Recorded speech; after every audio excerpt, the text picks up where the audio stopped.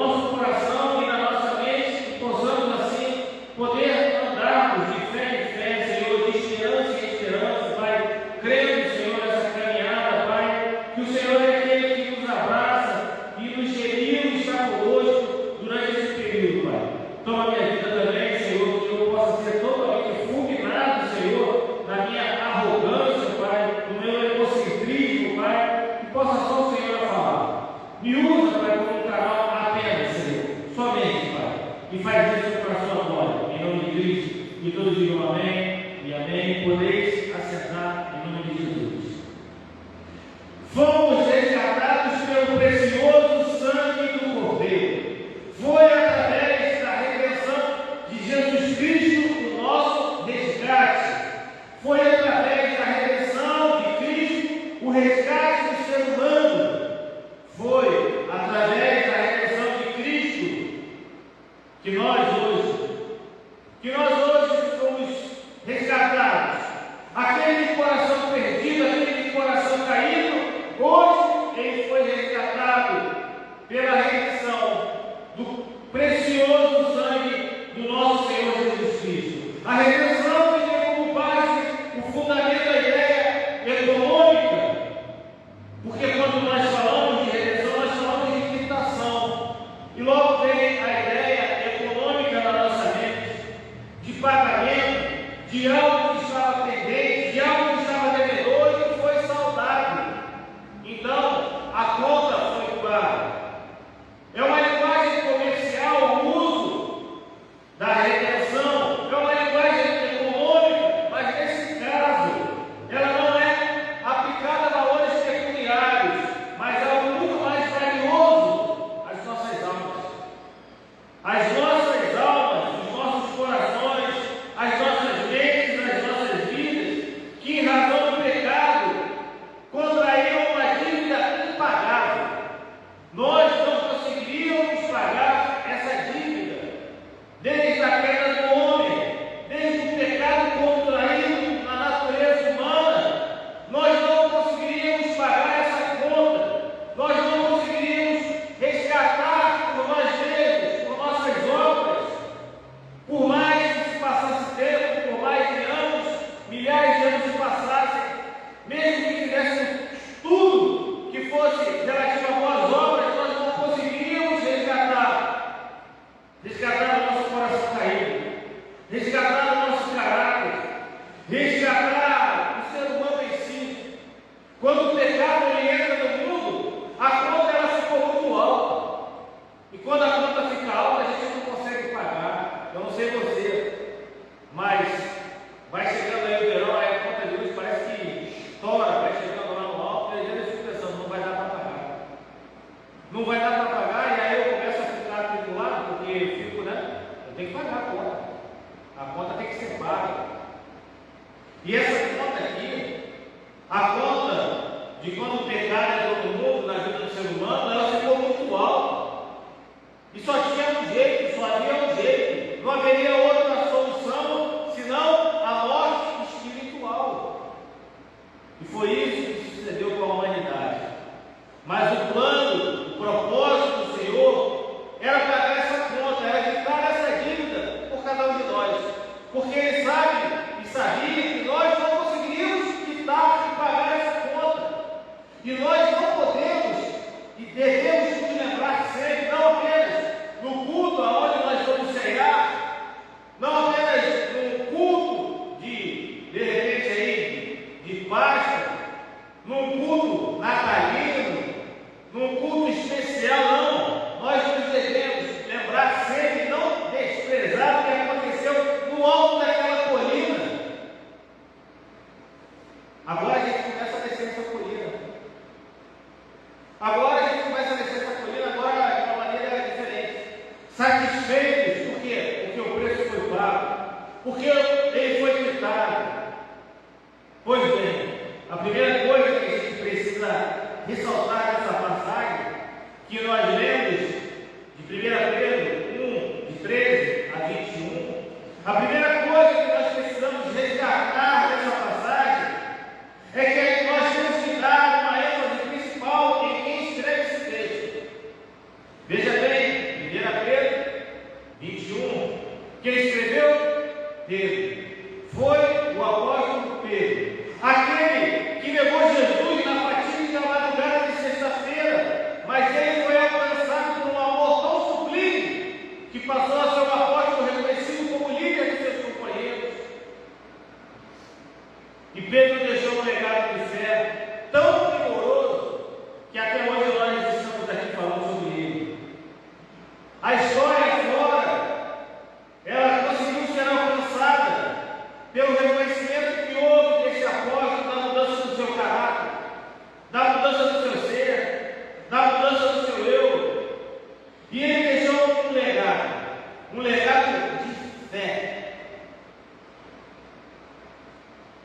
ele compreendeu perfeitamente o que aconteceu naquela sexta-feira.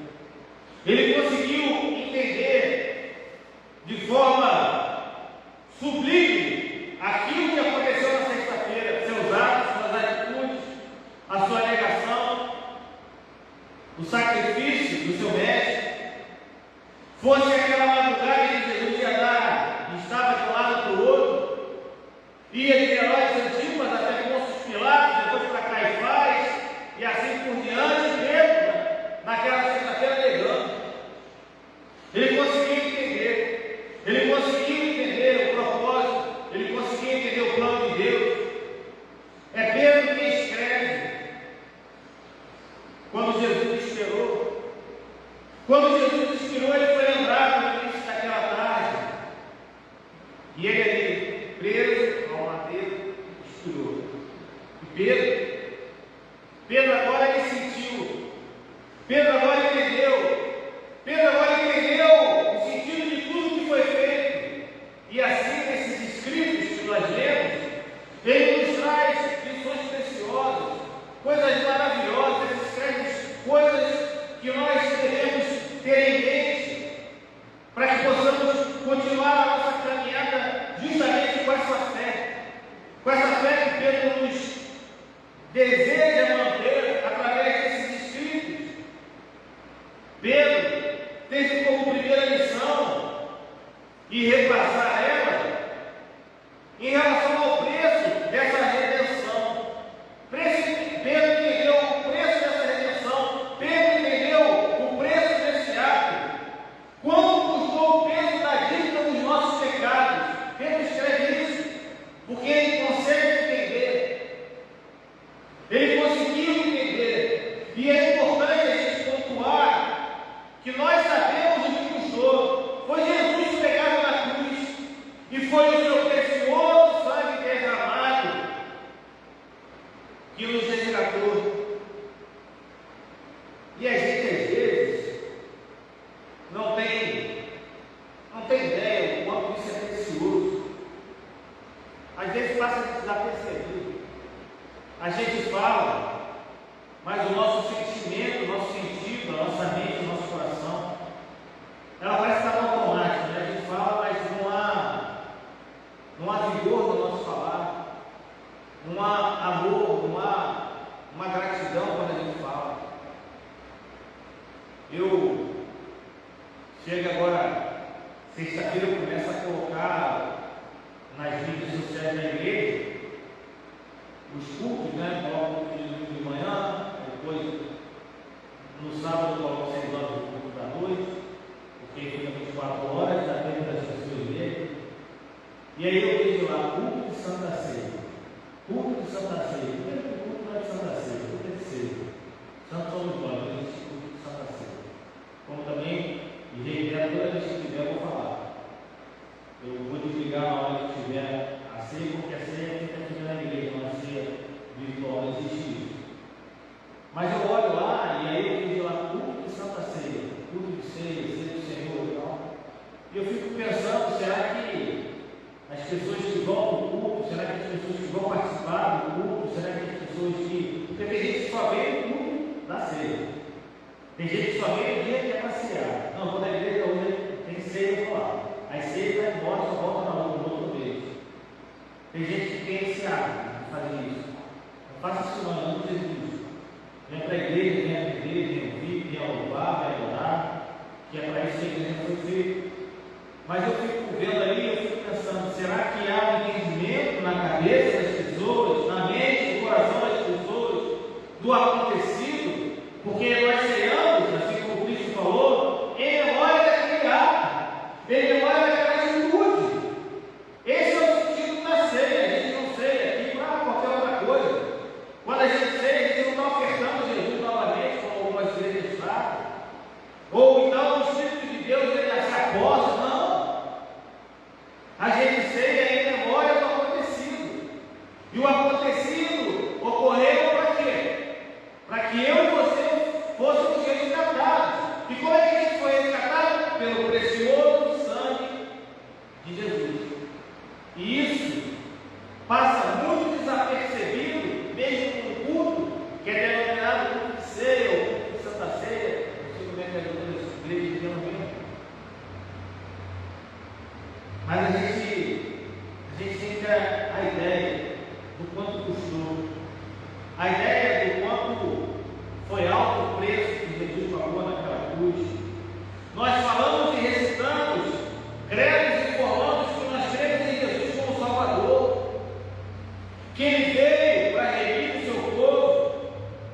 da crucificação da cruz, quando então Ele venceu a morte, e aí sim reina em nossas vidas.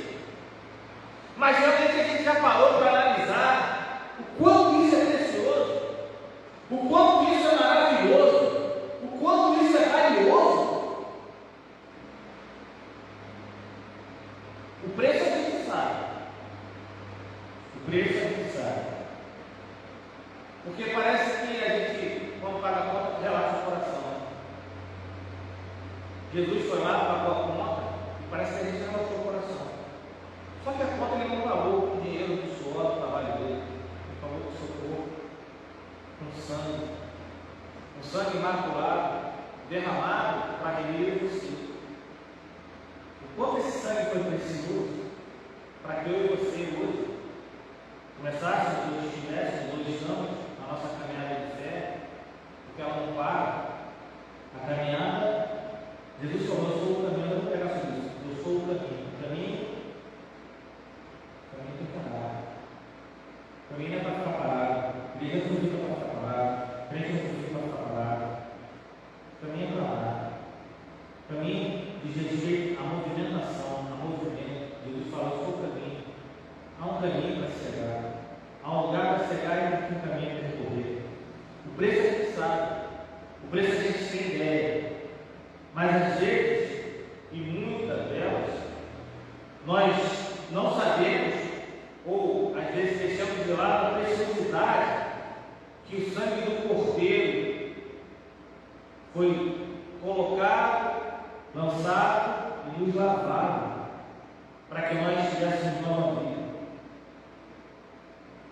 Veja lá o verso 18, 1 Pedro 1, diz assim: sabendo que não foi mediante coisas perecíveis como prata ou ouro, que vocês foram resgatados da vida inútil.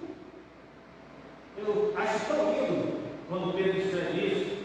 Eu vou repetir: sabendo que não foi mediante coisas perecíveis. Olha, não foi nada perecível, não foi nem prata nem ouro, coisas valiosas, que vocês foram resgatados da vida inútil. Tem tanta gente soberba nesse mundo, tanta gente achando que é soberana sobre todas as coisas. E Pedro aqui fala: vocês foram resgatados da vida inútil que seus pais não integraram. E aí vai lá no verso 19 e fala: mas pelo precioso sangue de Cristo. Aí ele muda. Ele fala da vida inútil do ser humano para o sangue precioso de Cristo. E aí ele fala: como de cordeiro sem defeito e sem mácula. Não foi qualquer sangue. Não foi qualquer sangue. Foi o sangue do Cordeiro, sem defeito e sem mácula. E é necessário que nós enfatizemos isso, que nós não tenhamos medo, não tenhamos horror, achando que essa mensagem às vezes é dura. É muito dura essa mensagem. Não tem como pregar outra coisa, não. Não. O sangue é precioso. E esse sangue está acima de qualquer comparação. Nós temos que ter isso em mente no nosso coração, no nosso dia a dia. É imprescindível que todos os dias da nossa vida, da nossa história, a gente lembre dessa sexta-feira e quanto custou o peso e o pagamento dos nossos pecados naquela cruz. E Pedro nos mostra de forma interessante essa lembrança. Ele vai lá no verso 20 e diz assim: ele foi conhecido antes da fundação do mundo, mas foi manifestado nesses últimos tempos em favor de vocês. Ou seja, Pedro fala: olha, esse preço aí, ele já foi ajustado, ele já foi combinado, sabe quando? Lá na eternidade. Conhecido antes da fundação do mundo, antes dos pais e dos dias da criação, antes do homem ser criado, antes da queda do homem, antes de tudo que já estava acertado. É a chamada aliança da redenção. O pai e o filho ajustaram o preço da redenção. Então, é um preço ajustado na eternidade, mas que foi ditado quando? Na história. E o mais interessante, presta atenção nisso, para que você não caia em teologias vãs que falam algumas besteiras. Diz assim, no manifestado nesses últimos tempos.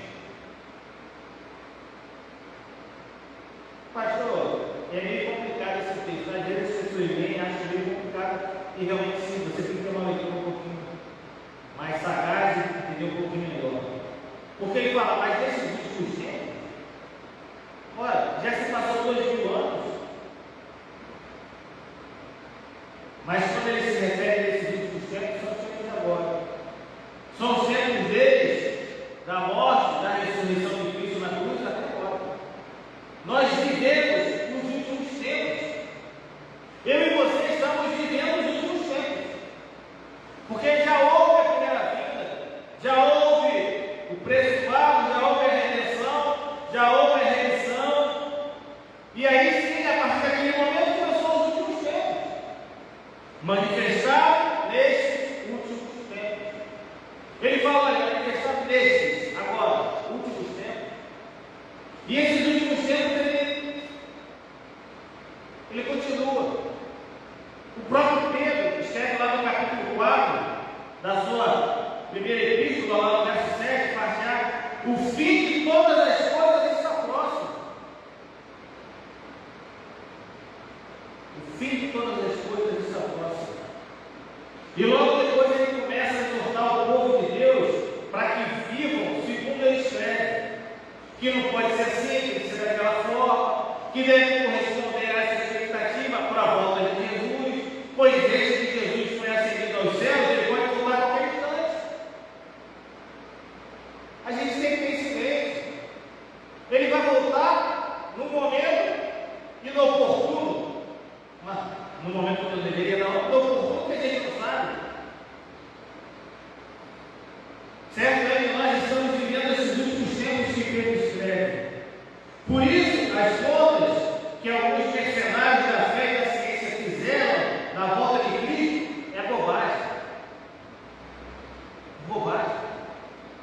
Esses mercenários da fé, esses cientistas aí, fazem conta, aí começa a pegar a Bíblia e começa a mexer nela para tentar fazer conta de quando Jesus vai voltar.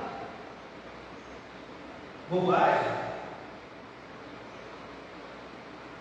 Porque desde que se acendeu aos céus, os últimos tempos, ele já começou. E começou quando? Quando ele derramou o seu precioso sangue na cruz. Quando ele derramou o seu precioso sangue na cruz, nos últimos tempos, ele começou. Por isso é que eu e você devemos viver o Evangelho. Esquecer de fazer previsão. Tem gente que fica pensando, tentando fazer previsão, volta da volta de Cristo. Meu irmão, viva o Evangelho na presença do Senhor. Para quê? Para que nós sejamos tomados, não de surpresa quando ele voltar, ao contrário, sejamos tomados de uma grata satisfação. Quando ele voltar, a nossa satisfação vai ser grande. É assim que devemos viver. O preço foi registrado na eternidade, o preço foi registrado na história, mas o preço que foi movido pelo quê? Pelo combinado? Não. O preço que foi movido por amor. O que moveu o coração de Deus para quitar a nossa conta, o pagamento dos nossos pecados, não foi o nosso legalismo, não foi a implicância, não foi qualquer coisa. Via de regra, é o próprio homem que ajusta as coisas, mas não foi o amor de Deus que ajustou e que moveu o coração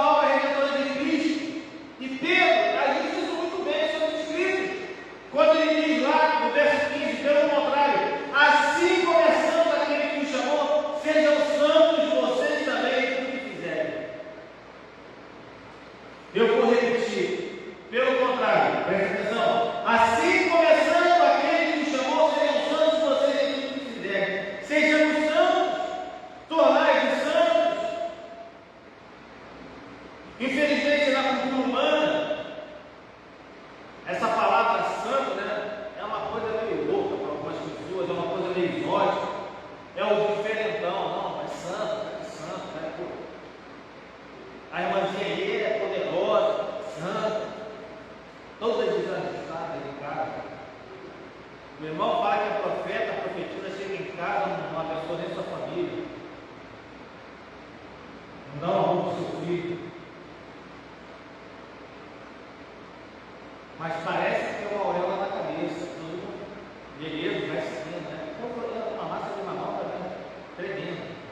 Por isso que eu dou graças a Deus que essa igreja não está cheia de pessoas assim. Está cheia de pessoas que adoram, louvam, glorificam o Senhor, simplesmente para a nossa glória.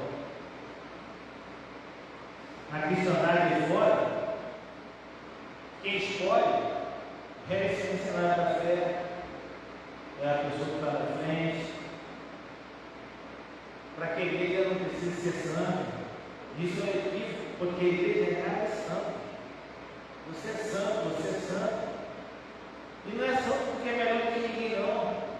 E sim porque o Senhor nos posicionou nessa condição. Foi o Senhor que nos colocou nessa condição. Ele deu a condição de sermos assim. E Ele deu o seu Santo Espírito para que houvesse santificação em nós. É por conta disso. Então a palavra do Senhor não está equivocada quando chama a igreja, o povo de santos. Agora é preciso que essa santidade ela se revele em algumas coisas concretas em nossas vidas. Esse efeito dessa santidade em nós, um processo de santificação contínua, descrito por Pedro, até aqui de uma maneira bem didática, é o que nós devemos fazer. Lá no verso 16, nós aprendemos que essa santificação ela tem como modelo Deus, ela é modelada em Deus. Sejam santos, porque eu sou santo. Deus é santo. E Ele é o nosso modelo. Nós não devemos olhar para o lado para vermos os nossos amigos, irmãos, familiares, para nos moldar, porque eles são falhos. Eles podem equivocar-se. Nós devemos olhar para o Senhor. Ele é o modelo da santidade. Sejam santos, porque eu sou santo. E veja bem, isso é uma referência extraída lá no livro de Levítico, do povo que ainda caminho para ocupar a terra que lhe fora prometida, recebeu direcionamentos, orientações concretas de como deveriam viver. E esse padrão de santidade já está estabelecido desde lá. Depois que a gente aprende que foi freia, em primeiro lugar, em segundo lugar, a gente deve entender que essa santificação ela deve estar estabelecida na nossa mente. O coração, o íntimo do ser. Por isso, o texto da nossa ministração começa com essa declaração. Presta atenção como é que começa essa declaração lá no verso 13, 1 Pedro 1:13 diz assim. Não sei como é que vai estar na sua tradução, mas preste atenção na NA, diz assim: por isso, preparando o seu entendimento.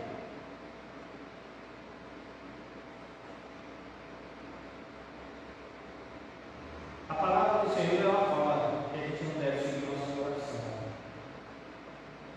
mas ela fala que a santificação ela transforma a nossa mente, lá como o irmão Paulo fala.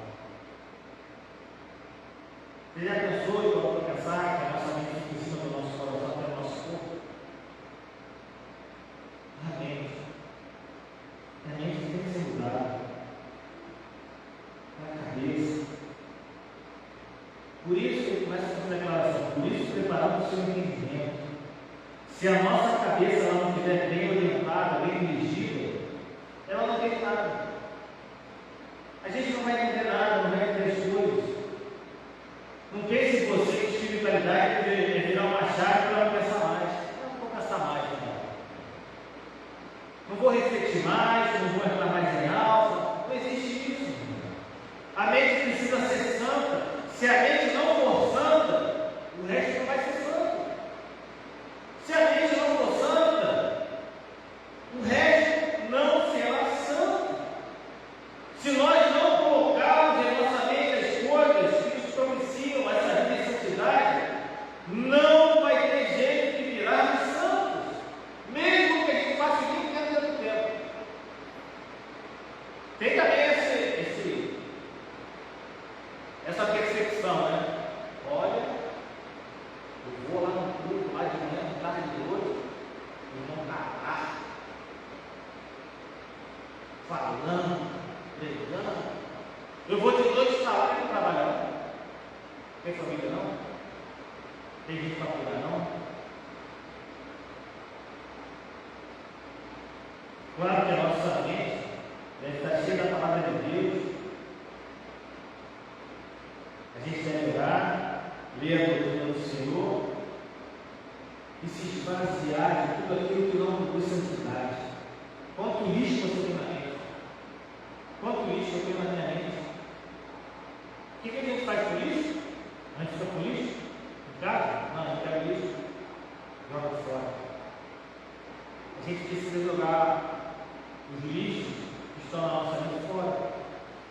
Você precisa jogar fora, eu preciso jogar fora. Para quê? Para produzir santidade. Para as coisas caminharem bem. Então, o efeito dessa redenção é uma vida de santificação, que começa a ser criada na mente.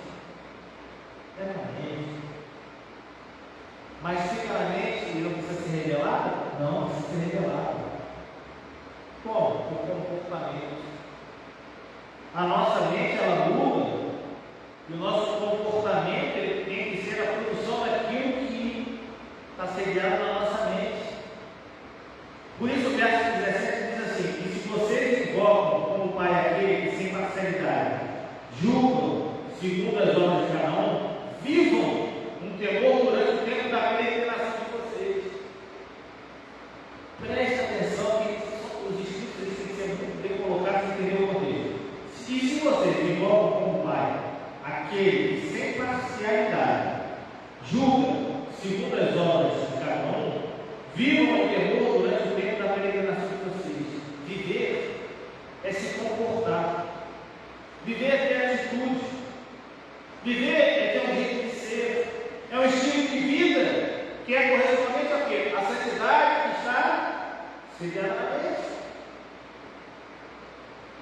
Sua mente, quando ela estiver cheia da vontade de Deus, ela vai habilitar suas mãos, ela vai habilitar seus pés, ela vai habilitar até o seu olhar.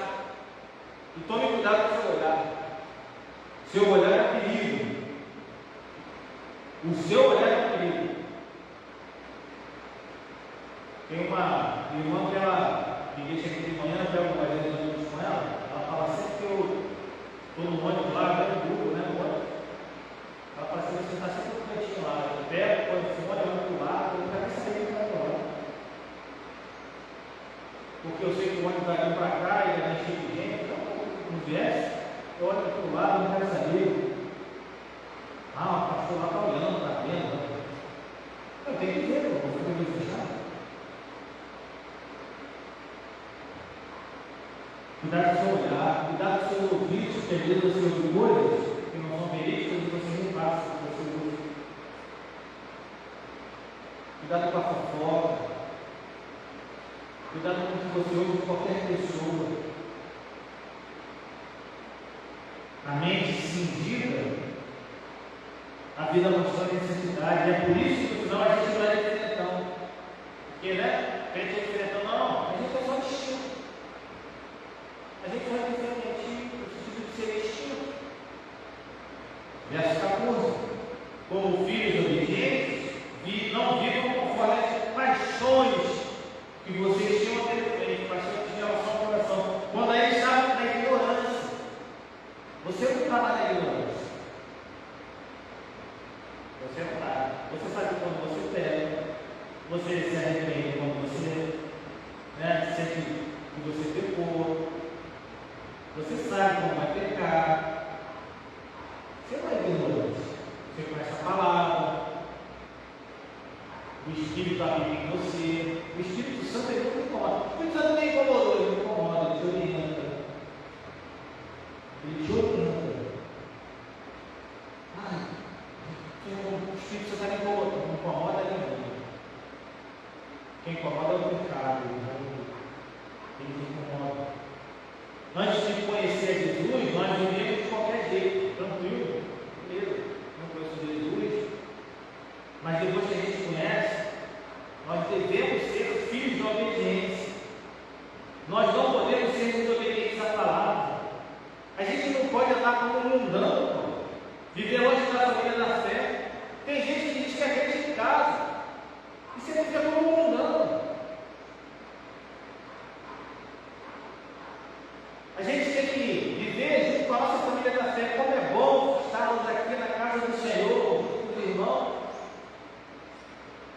Eu sempre falo isso, a minha expectativa, quando acaba uma prestação de culto, é já a outra prestação de meus irmãos.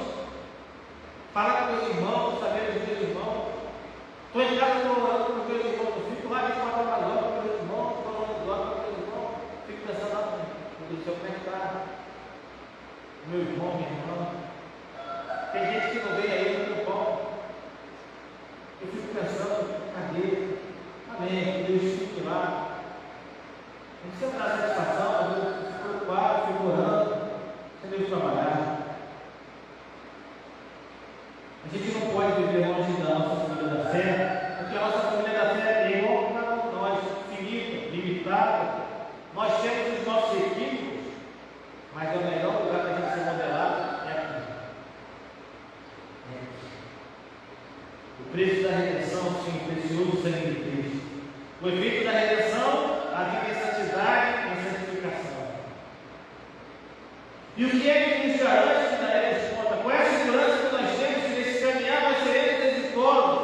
O que vai ser a nossa garantia?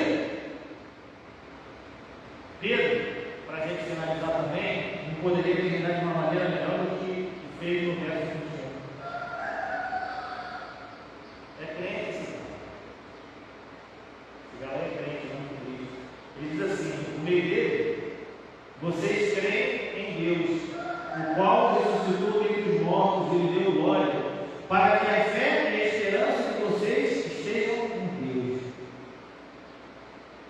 Vou repetir: por meio dele, Jesus, vocês creem em Deus, o qual o ressuscitou dentre os mortos e lhe deu glória, para que a fé e a esperança de vocês estejam em Deus.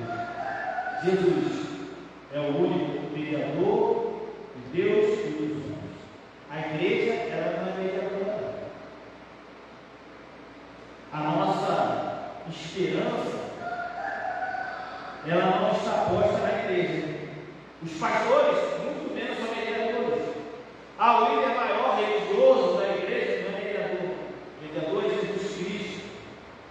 É Ele que é o mediador entre Deus e os homens, porque Ele ressuscitou dentre os mortos e deu glória, de sorte que a vossa fé e esperança estivessem em Deus. Qual é a garantia disso tudo? É o próprio Deus. Por isso que a nossa fé não está posta na igreja, a nossa esperança não está colocada em nosso sistema eclesiástico. A nossa fé e a esperança estão firmadas no Senhor que realizou uma redenção plena. E hoje, nesse momento, nós estamos aqui justamente enfatizando a caminhada no Calvário. E a gente não pode passar batido por isso. A gente não pode fechar nossos olhos.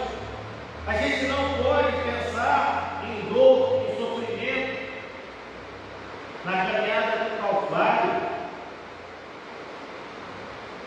A gente tem que pensar em tudo isso, mas por amor. E a gente não pode passar batido também por causa dessa dor, por causa desse sofrimento na caminhada. Porque aquele caminhar de Jesus foi o nosso caminhar. Jesus caminhou os nossos pecados, os seus homens. Foi a cruz. Além dela, caiu os nossos pecados. Por isso que a redenção é plena, e ela passa pela morte, mas ela alcança a ressurreição. E é por isso que Pedro deixou falar isso. Tendes fé em Deus, o qual ressuscitou dentre os mortos. Jesus, ele venceu o pecado e a morte, e a nossa garantia de redenção está segura. Não tem como ser roubada essa garantia da redenção. Não tem como ser retirada. As coisas podem acontecer de um jeito ou de outro, mas sabemos em quem estamos postos. Os nossos olhos, a nossa fé e esperança estão em Deus. Então, eu quero fazer um convite para você. Não é apelo, não. Eu quero fazer um convite para você. Aqui, hoje, só tem crente. Mas eu quero fazer um convite para você. Para você sempre lembrar e alcançar aquela madrugada da ressurreição. Sempre lembrar e alcançar aquela madrugada da ressurreição. Só que com confiança. com essa confiança de que o precioso sangue de Cristo nos resgatou. E nós podemos declarar por causa disso: Cristo ressuscitou. Cristo ressuscitou. Cristo ressuscitou.